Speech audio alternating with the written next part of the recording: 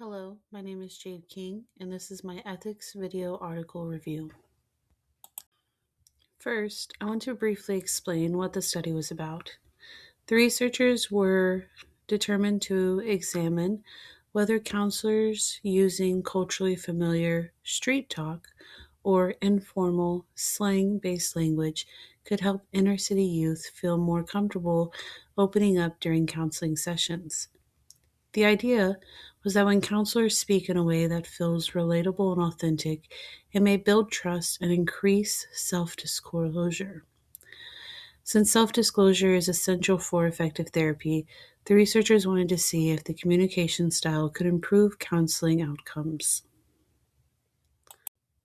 Overall, I believe that the study was mostly ethical because the goal was to support a vulnerable population and improve counseling effectiveness.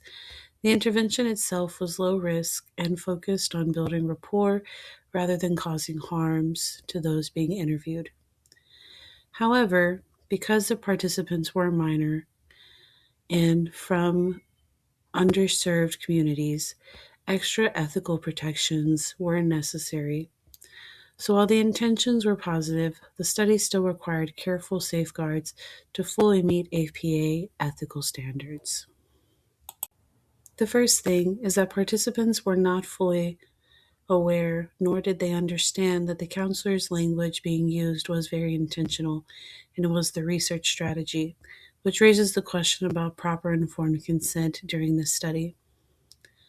Secondly, the use of street talk could feel or be viewed as manipulative. It was seen as trying to influence the youth to disclose private information more than they normally would during a session with a counselor.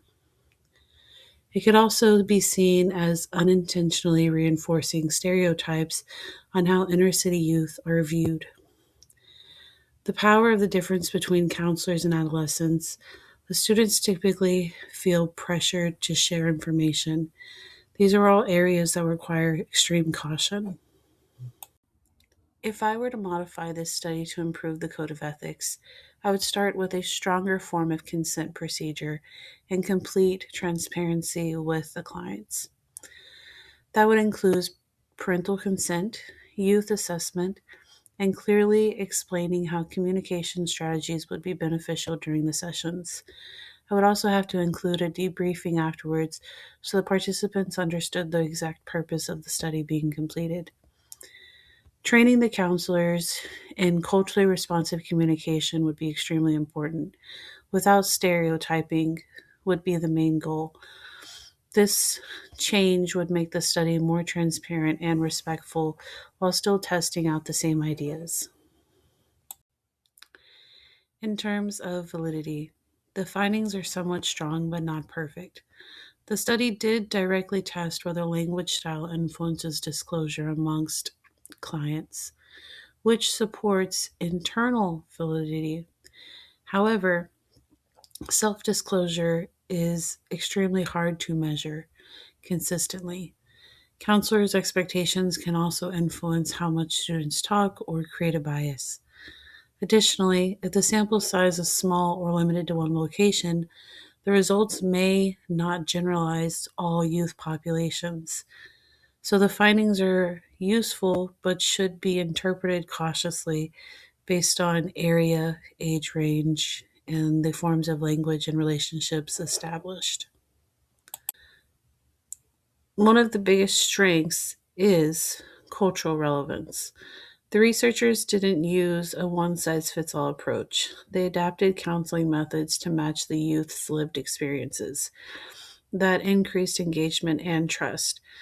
The counselors found themselves getting on the level of the youth and attempting to use language that provided comfort to allow the youths to feel that they were able to disclose more of their personal experiences and feel understood. The study took place in a real counseling setting, which improves the ecological validity, and it provides practical strategy that counselors can immediately apply.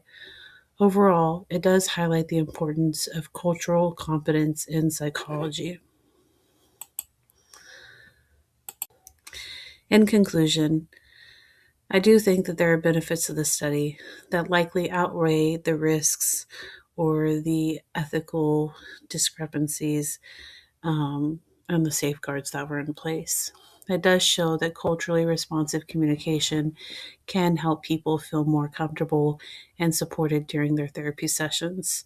However, it is important that researchers balance effectiveness with respect, transparency, and avoid stereotyping others.